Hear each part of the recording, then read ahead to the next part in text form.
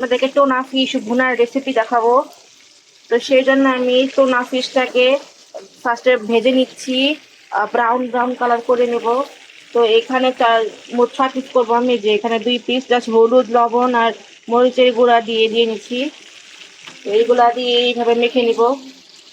আর এই ফিশ ভুনার জন্য রেডি করছি সব মশলা, কারণ মাছ হতে হতে তরকারি কষানো হয়ে যাবে আর কি, তাই। তো এই জন্য সেজন্য নিয়ে নিলাম পেঁয়াজ কাঁচামরিচ। তো এটাকে একটু 1 মিনিট নাড়াচাড়া করবো, আর ততক্ষণে আমার মাছের কালার এসে পড়বে। আপনারা চাইলে টোনা ফিশটা ভেজে নিলেই ভালো হয়, কারণ টোনা ফিশ ভেজে নিলে আর কি একটু মজাদার লাগে বেশি।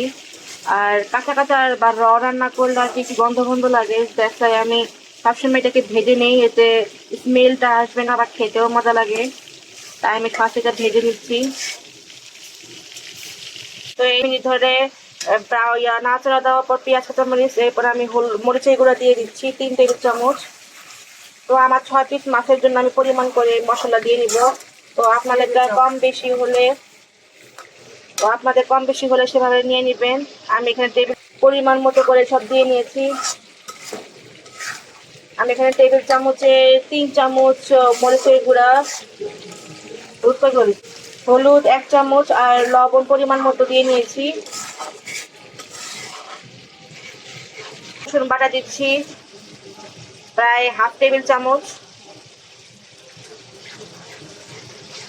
সব মিক্স করে নিয়েছি, এখন বলক এসেছে। এরপর আমি এখানে মটরশুঁটিগুলো দিয়ে দিব সব। আপনার চাইলে মটরশুঁটি নাও দিতে পারেন, কিন্তু আমি দিচ্ছি আর কি। আর তো ফিশ থেকে একটু ইলিশ মাছটা ফ্লেভার আসে, তো তো মাছটা খেতে ভালোই লাগে, তাই একটু মটরশুঁটি দিয়ে নিলাম আমরা।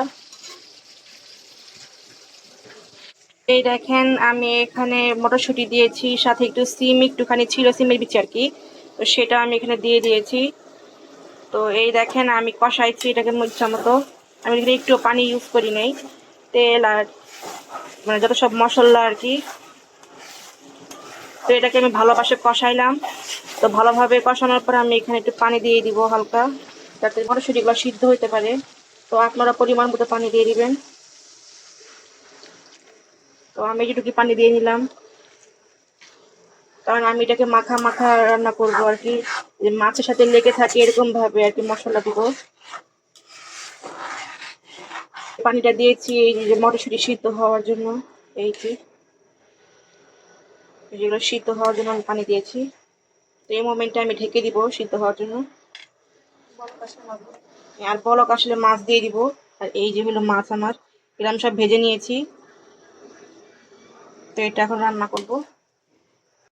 তো এই মোমেন্টে আমি জিরার গুঁড়া দিয়ে দিচ্ছি।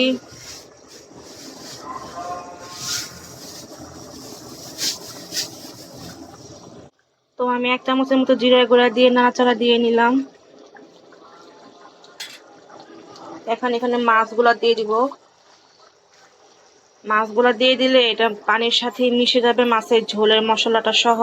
তখন মাখা মাখা করে নামিয়ে ফেলবো লাস্টে ধনেপাতা দিয়ে। তো এই দেখেন আমার তরকারির লুক।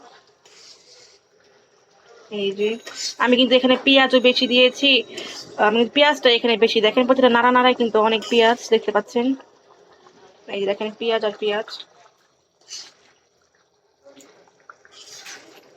দিয়েছি।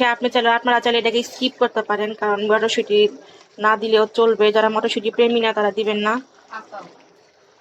তো এখন আমি এই মুহূর্তে মাছ দিয়ে দিব। তো এই তো মাছ দিয়ে দিচ্ছি আমি সবগুলো একে একে। তো এইভাবে একটু উল্টায় পাল্টায় নেই। এই যে এভাবে আমি একে একে সব মাছ দিয়ে দিচ্ছি। আমি দিয়ে দিয়েছি। তো মনে হচ্ছে না যে পানি বেড়ে গিয়েছে, তো এর পানি বাড়ে না, অ্যাকচুয়ালি মাছ দেওয়ার কারণে এটা বেশি উঁচা হয়ে গেছে আর কি। এখন যাই হোক, কিন্তু আমি পানি পুরোটা শুকিয়ে ফেলবো। তো আমার নামানোর আগে দিয়ে আর কি পুরোটা শুকানোর পরে ধনিয়া পাতা দিয়ে দেন আপনাদেরকে আমরা ফাইনাল লুকস দেখাবো। এই তো তৈরি হয়ে গেল আমার টোনা ফিশ ভুনার রেসিপি। তো দেখতে পাচ্ছেন আমি কতটা মাখা মাখা রেখেছি, আর এইগুলো সাইডে অয়েল এগুলা। তো এটাও একটা মজা। তো এই দেখেন এটা আমার টুনা ফিশের ফাইনাল লুকস। আশা করি আপনাদের ভালো লাগবে, আপনারা ট্রাই করে দেখতে পারেন। এটা একদম সিম্পল উপায়ে ঘরোয়া উপায়ে রান্না করেছি। আপনারা যারা রান্না বান্না পারেন না তারা ট্রাই করে দেখতে পারেন, আপনারা পারবেন আশা করি, কারণ আমি একদম সিম্পল ভাবে তৈরি করি যে কোনো জিনিস। তো এই দেখেন কতটা প্রিমিয়াম লুক হয়েছে মাছের, এই দেখেন, এই যে আমাদের একটা মাছের লুকস দেখেন, আর ঝোল দেখেন, একটুও ঝোল নাই কিন্তু। আর এই যে এখানে মটরশুঁটি আর সিমের সংমিশ্রণে তৈরি হয়ে গেল আমাদের টোনা ফিশ ভুনা রেসিপি।